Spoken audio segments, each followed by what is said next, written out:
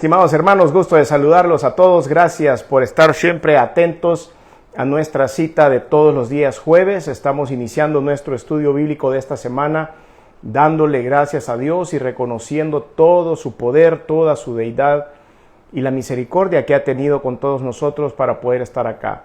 Gracias a ustedes que están también pendientes de nuestra transmisión y de recibir la palabra del Señor esta semana. Vamos a iniciar, como siempre lo hacemos, con una oración, dándole gracias a Dios. Padre, Dios del cielo y de la tierra, creador de todo lo visible e invisible, el Rey de todo lo que está delante de nosotros. Señor, lo que la ciencia ya descubrió y lo que aún no ha descubierto, es gracias a tu misericordia, es gracias a tu poder. Solo dijiste la palabra y las cosas fueron hechas, Señor. Y es por eso que hoy nos rendimos ante ti, porque eres el Dios soberano, el Dios de toda la creación, el único, el verdadero, el todopoderoso. Te damos gracias, Padre, esta oportunidad por poder entregarnos la vida eterna, el poder, Señor, reconocer tu poder a través del sacrificio de Cristo, tu Hijo, Hijo Dios, 100% Dios, 100% hombre, que venció a la cruz resucitando al tercer día. Te damos gracias, Señor, por tu inmenso amor. El arrepentimiento es lo necesario únicamente para poder obtener de ti el perdón de pecados. Y la fe en ese evento maravilloso de la muerte y resurrección de tu Hijo Jesús es suficiente para otorgar la vida eterna. Te damos gracias, Señor, por esta gran oportunidad que nos das.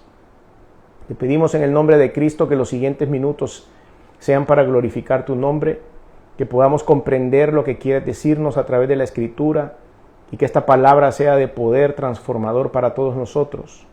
Ayúdanos a ser fuertes y fieles para lograr, Señor, alcanzar lo que tú quieres que alcancemos en esta tierra, para que luego estemos, Señor, delante de tu presencia en la eternidad.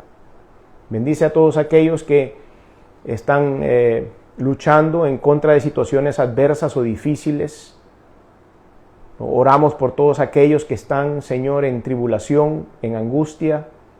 Ayuda, Señor, a todos aquellos que están pasándola mal en este momento, pero que a partir de hoy, que van a poner sus ojos en ti, Señor, las cosas empezarán a caminar de acuerdo a tu voluntad. Te damos gracias por este tiempo. Entregamos estos minutos a ti porque eres el único que merece honra, gloria y alabanza. En el nombre de Jesús. Amén y amén.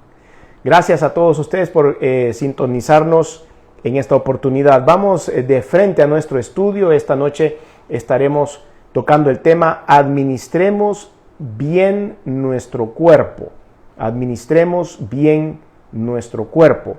Y quiero recordarles que la palabra del Señor dice que ustedes y yo estamos hechos de tres partes. Somos una tricotomía. Y la tricotomía significa que somos espíritu, alma y cuerpo. Dios nos creó así. Y recuerden que la diferencia que hay entre otros seres creados y nosotros es la parte espiritual. Alma y cuerpo puede tener cualquier otro ser creado, y si queremos hacer una comparación rápida, podemos ver a nuestras mascotas que tienen cuerpo, obviamente, y que tienen instintos básicos de supervivencia.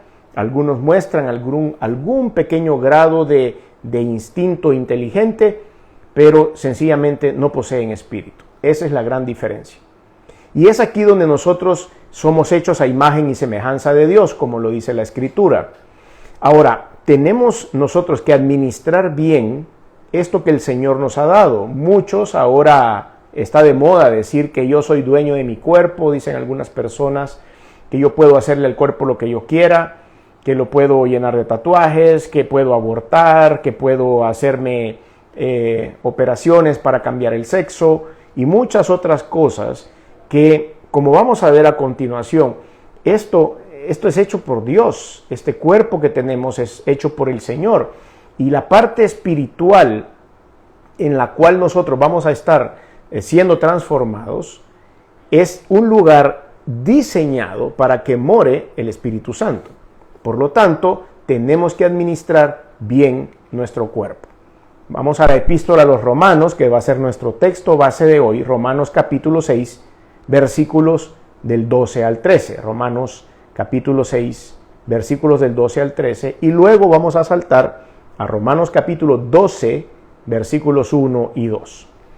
Dice la Escritura: no reine pues el pecado en vuestro cuerpo mortal, de modo que le obedezcáis en sus concupiscencias, ni tampoco presentéis vuestros miembros al pecado como instrumentos de iniquidad, sino presentaos vosotros mismos a Dios como vivos de entre los muertos, y vuestros miembros a Dios como instrumentos de justicia.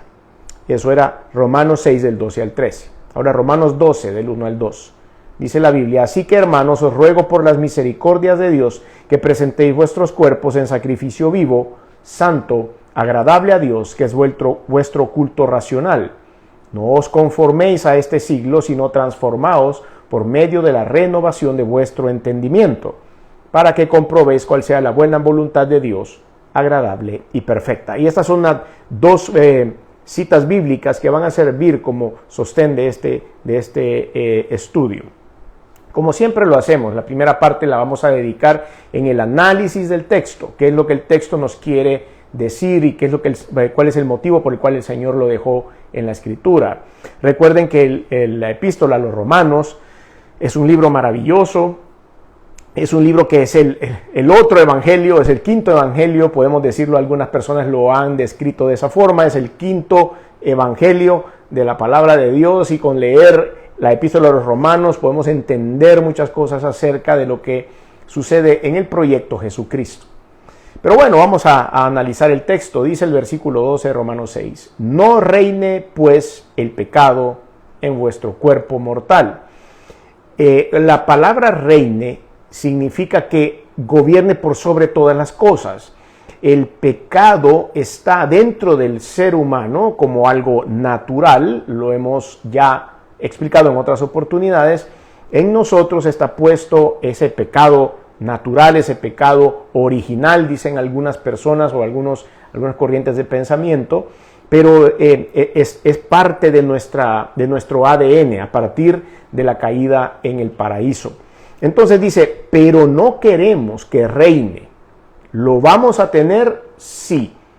¿Vamos a tropezar en el pecado? Sí. Pero que no reine, que no sea eso lo que rija nuestra vida. En algún punto vamos a cometer algo que esté en contra de la voluntad de Dios, algo que a Dios no le guste, pero eso no tiene que ser la constante. A eso se refiere esto: no reine pues el pecado en vuestro cuerpo mortal, de modo que lo obedezcáis en sus concupiscencias.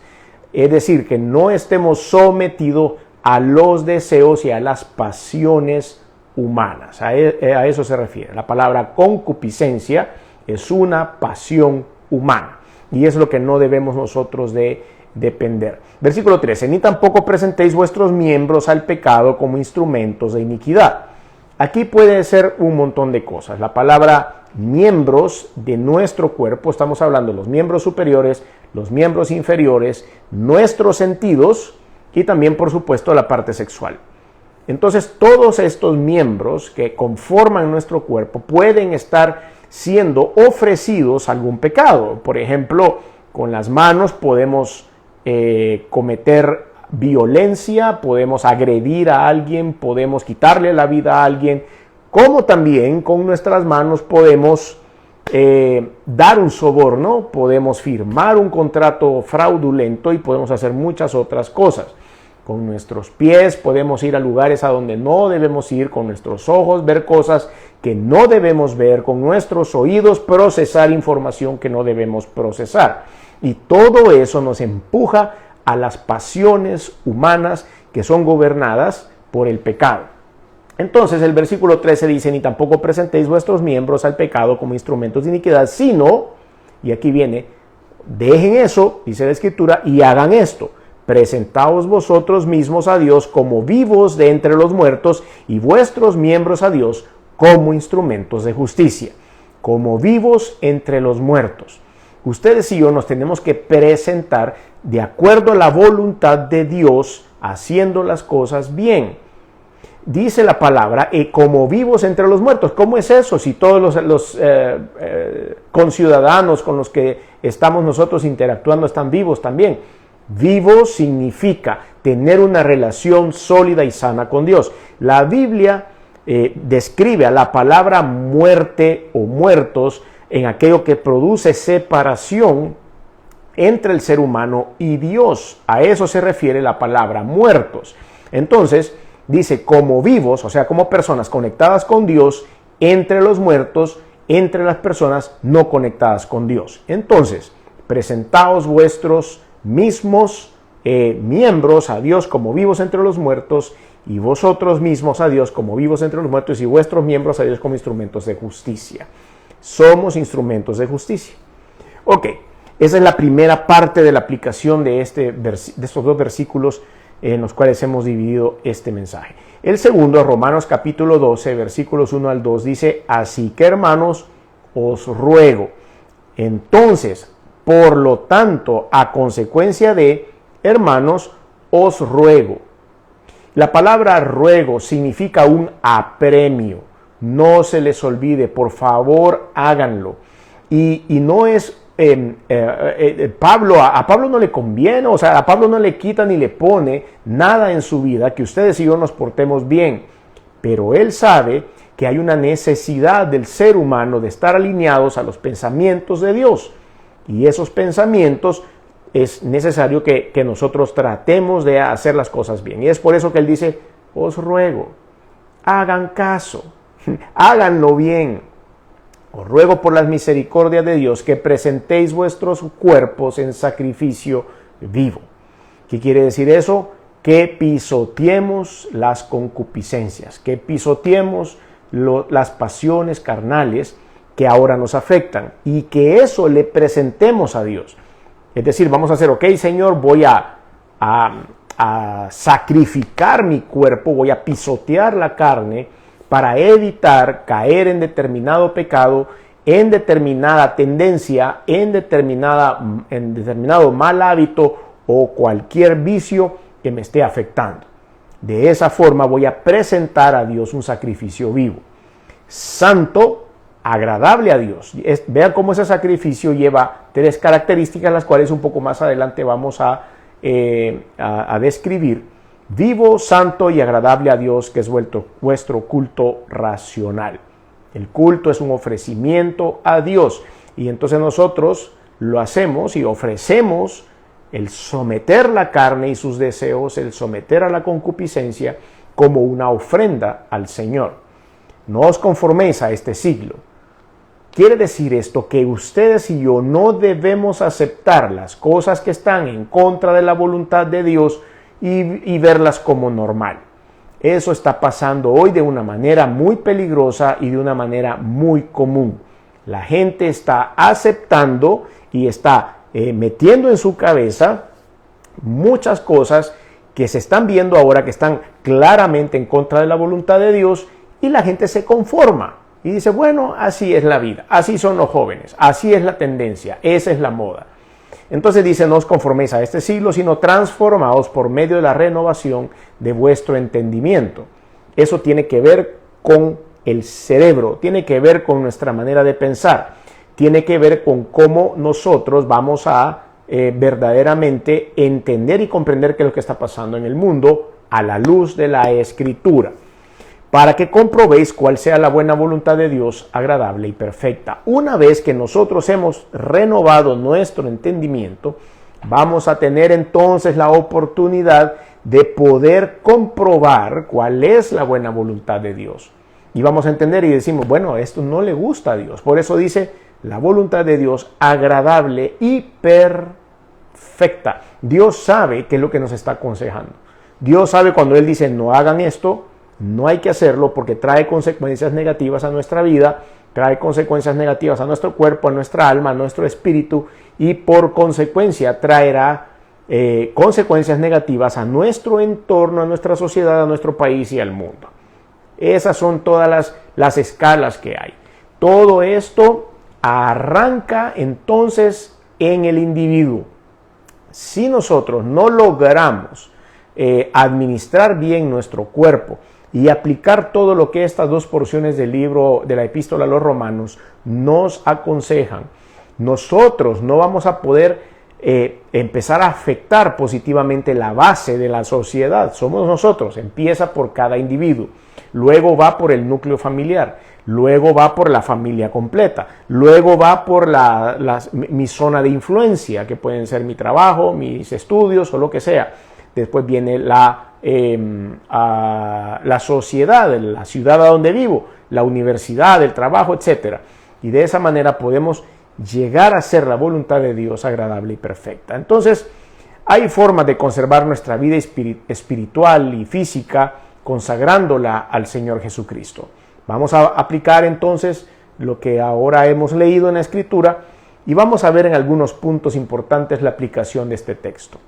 El mal uso del cuerpo, ese es el primer punto que vamos a tocar. El mal uso del cuerpo. Hay algunas razones por las cuales los seres humanos están mal utilizando su cuerpo.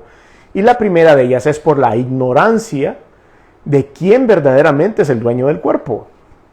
Cuando nosotros escuchamos esto que ya mencioné hace un momento, que la gente dice, no, si yo soy dueña de mi cuerpo, que yo puedo hacer lo que quiera, sobre todo las defensoras del aborto, las defensoras de la promiscuidad sexual, las defensoras de todo esto, dicen que ellas pueden hacer con su cuerpo lo que quieran.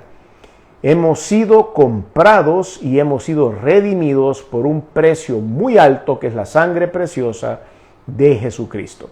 Y es así en lo que nosotros debemos comprender, que realmente ya no somos nuestros. Este cuerpo pertenece al Señor. Primera de Corintios capítulo 6, versículo 20, Primera de Corintios 6, 20 dice, porque habéis sido comprados por precio.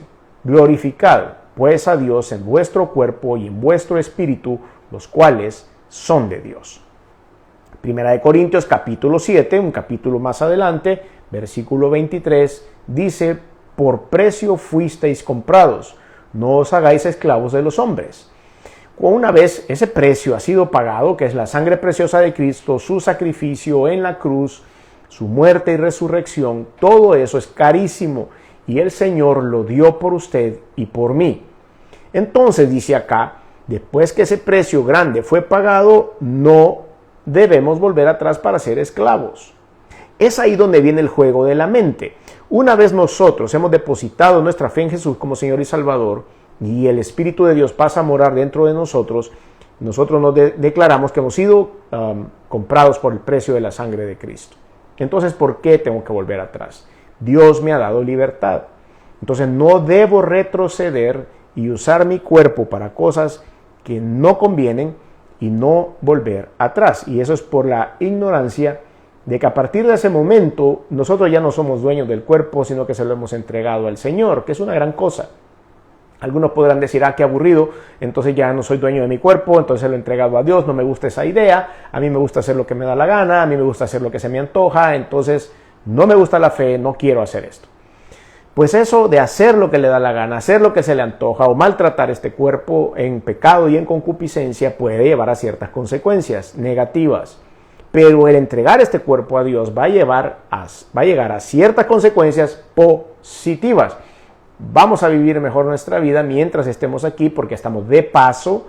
Usted y yo no debemos olvidar que estamos de paso en este mundo y no hemos venido aquí a estar de fiesta, ni a pasárnosla bien, ni a aguantar, a hacerle de todo el cuerpo hasta donde aguante, sino que hemos venido aquí a hacer un trato mientras estemos acá con Jesucristo para poder aplicar a lo que viene después cuando ustedes y yo ya no estemos en este mundo.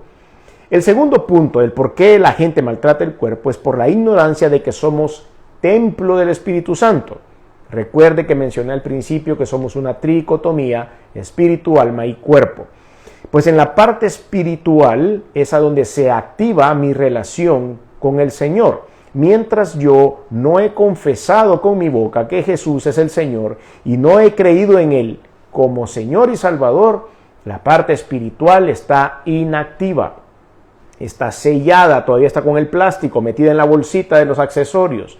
Cuando yo hago un paso de fe creyendo en lo que el Señor Jesucristo hizo por mí en la cruz, en ese momento saco la parte espiritual de la bolsita de plástico y la instalo ese módem dentro de mí, y de esa manera el Espíritu Santo tiene un receptor, un lugar, un espacio a donde morar dentro de nosotros. Así, ¿Y cómo es eso? ¿Y a dónde dice en la Escritura de que el Espíritu de Dios pasa a morar dentro de mí? Bueno, 1 Corintios capítulo 3, versículos 16 al 17, dice lo siguiente: ¿no sabéis que sois templo de Dios y que el Espíritu de Dios mora en vosotros? Si alguno destruyere el templo de Dios, Dios le destruirá a él, porque el templo de Dios, el cual sois vosotros, santo es. Ahí está escrito. Nosotros, en el momento de aceptar al Señor como Salvador, nos volvemos templo y morada del Espíritu Santo. Por lo tanto, también tenemos una gran responsabilidad. Es importantísimo que entendamos esto. Somos hospedadores del Espíritu Santo. Y siendo hospedadores del Espíritu Santo, tenemos la responsabilidad de atenderlo bien para que se sienta bien.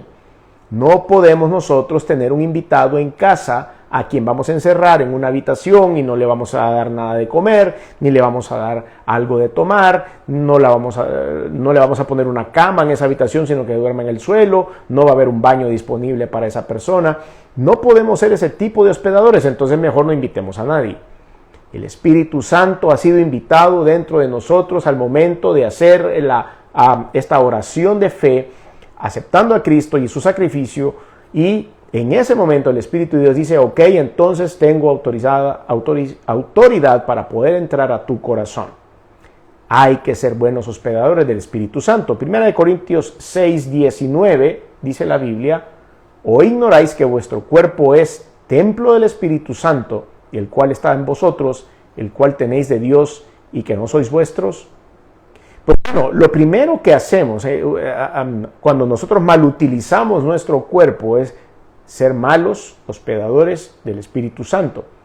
Y el Espíritu Santo, como Dios, el Espíritu Santo es Dios, es un caballero. Él no va a irrumpir en su vida para patalear dentro de su cuerpo y decirle: estás cometiendo un error, me estás maltratando, me voy a enojar contigo. El Espíritu Santo, más bien, dice la Escritura, se constriñe, se entristece, y lo que él hace es retroceder. Ok, dice: no quieres que yo te gobierne, me invitaste a venir aquí, pero realmente no me has dado oportunidad de servirte, entonces me hago para atrás, hago mi silla para atrás y vive tu vida como tú quieras, sin tener nada que ver con el desarrollo de nuestra vida. El Espíritu Santo entonces no se va a meter con nosotros. Entonces no esperemos que en el momento en el que yo recibo a Cristo como Señor y Salvador, la unción del Espíritu va a entrar con toda su potencia y su poder sobre mi vida si yo no le doy mantenimiento, si yo no lo cuido como debo de cuidarlo. Entonces el Espíritu de Dios opera bien si nosotros le damos el cuidado adecuado. Pero si no estamos ignorando al Espíritu Santo, entonces Él no se va a manifestar para nada en nuestra vida. Es por eso, es una gran responsabilidad que tenemos. También tenemos que hay razones para nosotros maltratar el cuerpo, y es por nuestra necedad o rebelión. Necedad o rebelión por no cuidar nuestra salud, por no tener cuidado de nuestro cuerpo. Yo hago una pregunta: ¿cómo nosotros descuidamos nuestra salud? Bueno, usted puede estar pensando en alguna respuesta. Dígame la manera, o piense usted en la manera en la cual descuida su salud. Bueno, algunos no duermen bien, algunos no comen bien, o comen de más, o comen muy poco, o comen mal. Algunos se automedican, algunos tienen vicios, algunos golpean el cuerpo, algunos hacen bastantes cosas y empiezan a descuidar su salud. Sienten algo que está mal y sencillamente no se atienden. ¿Por qué nos gusta cuidar? No nos gusta cuidar de nuestra salud? Porque a veces es caro, porque es molesto, porque es incómodo, o porque eso va a quitarnos algunos deseos que debemos cumplir. ¿Cuáles son los malos hábitos que atentan contra la salud? Bueno, ya los hemos repetido algunos de ellos. Entonces el cuerpo, cuando nosotros usamos el cuerpo para pecar, es por necedad o por rebelión. Nuestro cuerpo no tiene que ser un instrumento de pecado. Era lo que leíamos hace un momento. Porque eso va a tener consecuencias. Leamos las consecuencias. Lo primero que vamos a obtener son problemas de salud, por supuesto. Si nosotros no cuidamos nuestro cuerpo desde el punto de vista de la salud, vamos a tener quebrantos. Proverbios 3 del 7 al 8 dice la Escritura: no seas sabio en tu propia opinión, teme a Jehová, apártate del mal, porque será medicina para tu cuerpo y refrigerio para tus huesos.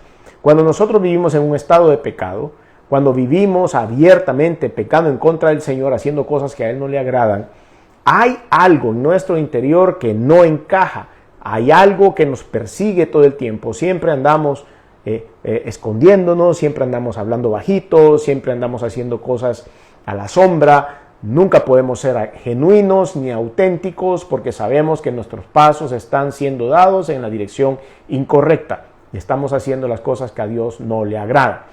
Entonces esto nos mata, esto empieza a quebrantarnos la salud. Nadie que vive en ese estado de pecado puede tener paz y tranquilidad en su vida. Y además los problemas de salud también vienen por los malos hábitos alimenticios, y esto puede ser exceso de comida, que es la gula, o negación a la comida, que es la anorexia nerviosa. Pueden haber vicios y por supuesto otras cosas que ya hemos platicado, como los abortos, cambios de sexo y muchas otras cosas que hoy están afectando el cuerpo, no como lo diseñó Dios. Otra de las cosas que está muy de moda hoy día son los tatuajes. Los tatuajes están... hay gente que es un mural completo, ¿verdad? Y lo ven como moda o lo ven como arte. Cuando pase de moda la situación, ya no van a ustedes a saber qué hacer con ese montón de tatuajes que van a pasar de moda dentro de 30 o 40 años. Ya, eso todo pasa de moda. Pero además los tatuajes también, manchar el cuerpo, rayar el cuerpo, tiene algunas posibles consecuencias. Hay algunas enfermedades que se han relacionado en los últimos años a los tatuajes. Hay infecciones en la piel, hay una enfermedad que se llama granuloma o el estafilococo áureo resistente a la meticilina o a la penicilina, la contaminación de la sangre a través de la hepatitis B y C. Hay alteraciones en la calidad de alguna resonancia magnética. Cuando hay muchos tatuajes, las resonancias magnéticas, dicen algunos expertos, no se puede ver bien debido a las manchas que hay y afecta el sistema inmunológico, y hay estudios recientes que indican que hay enfermedades muy severas a consecuencia de la cantidad de tinta y de cosas que se ponen en el cuerpo.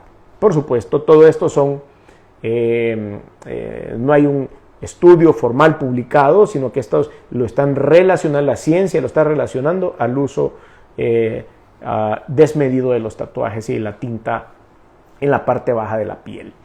Levítico 19:28 dice: y no haréis rasguños en vuestro cuerpo por un muerto, ni imprimiréis en vosotros señal alguna, yo Jehová. Gran problema con los tatuajes también, y si usted me pregunta personalmente cuál es mi opinión, es que muchas personas se hacen un tatuaje de acuerdo a su estado de ánimo o el momento que están pasando en su vida.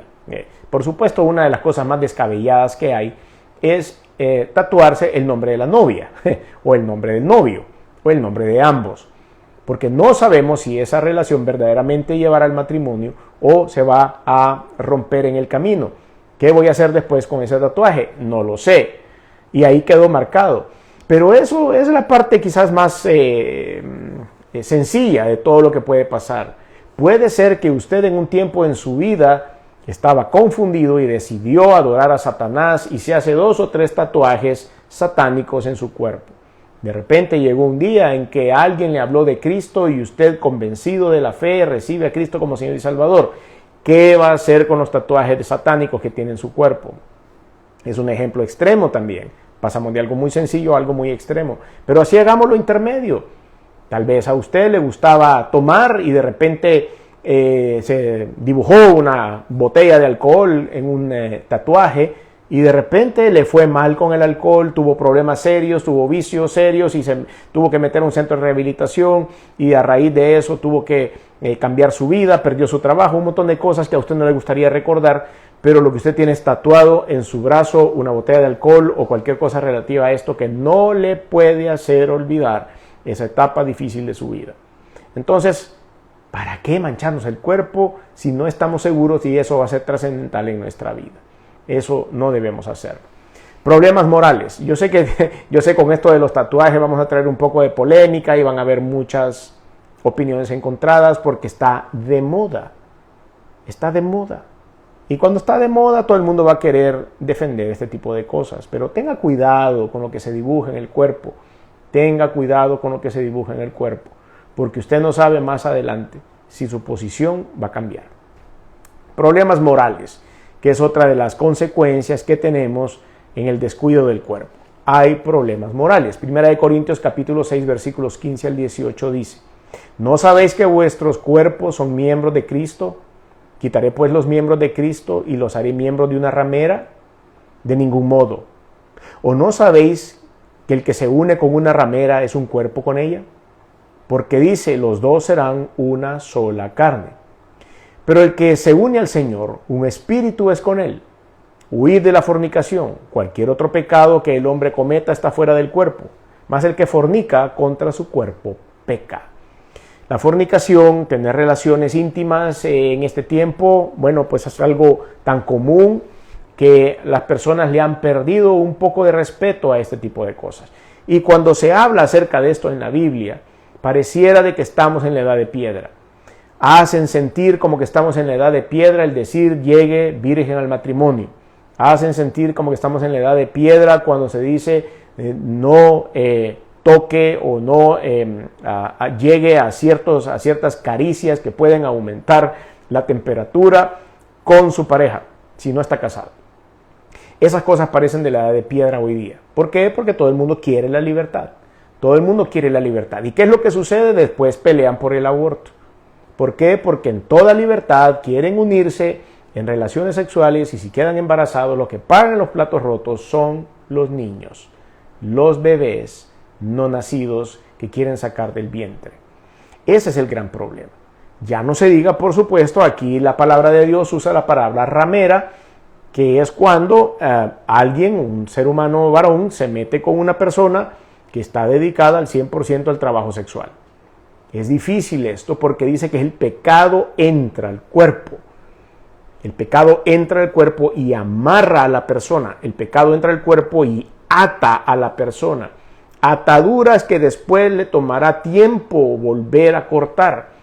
Y todo esto por una noche de pasión o por irse a quitar la gana, como dice alguien por ahí. Perdonen que sea tan claro en la descripción.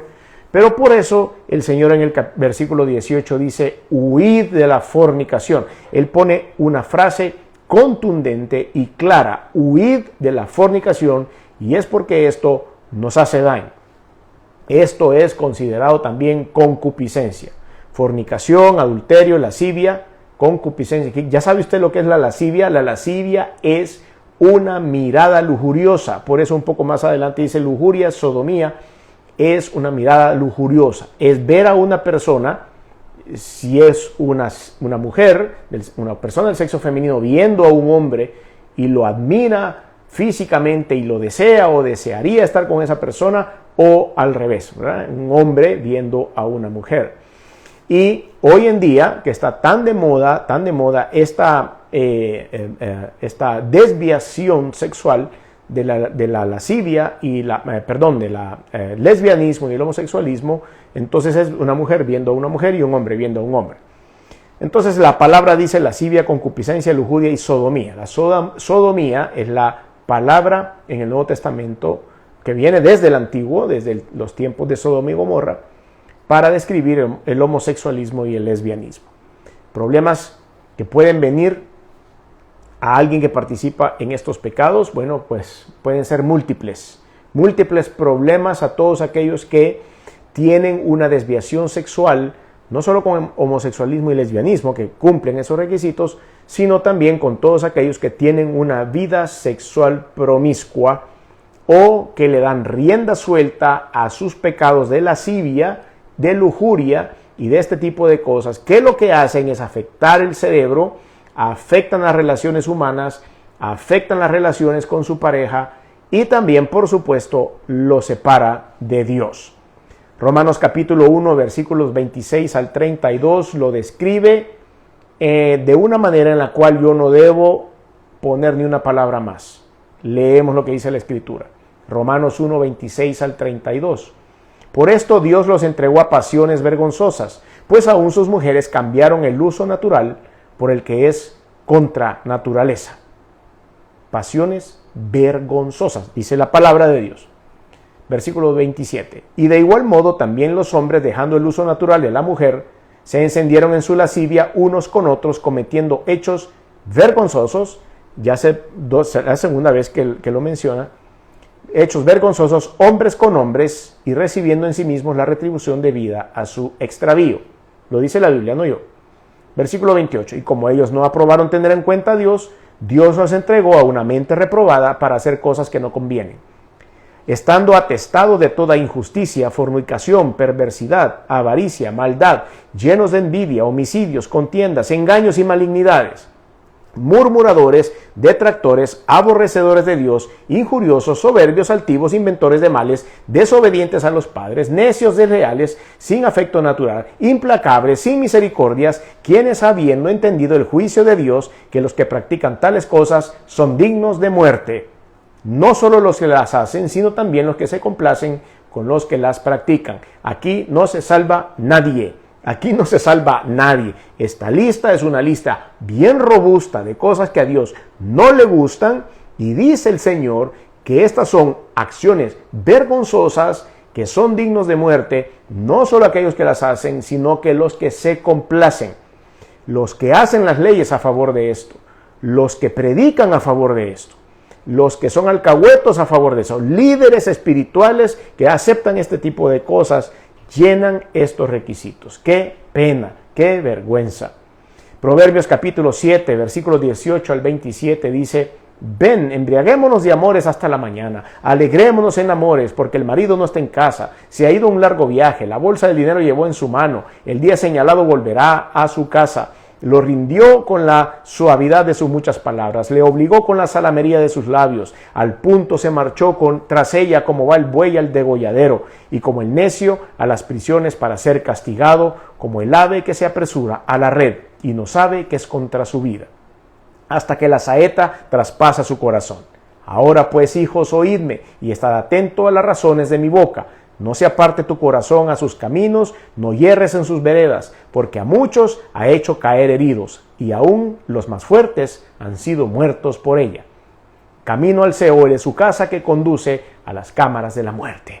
Este es un proverbio que describe poéticamente cómo una mujer puede hacer caer a un hombre.